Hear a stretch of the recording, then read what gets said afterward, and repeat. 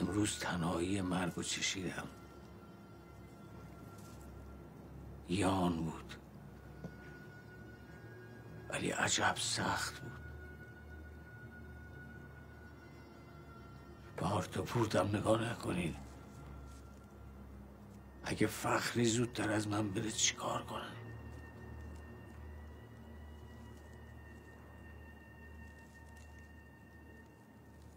من بدون اون یه روزم دووم نمیارم. اینو خودم میدونم. اونم مثل شماست. نه، اون مثل من ترسو نیست. عاشق که ترسو نمیشه بابا. من از جدایی میترسم زینب. عاشق همیشه از جدایی میترسه.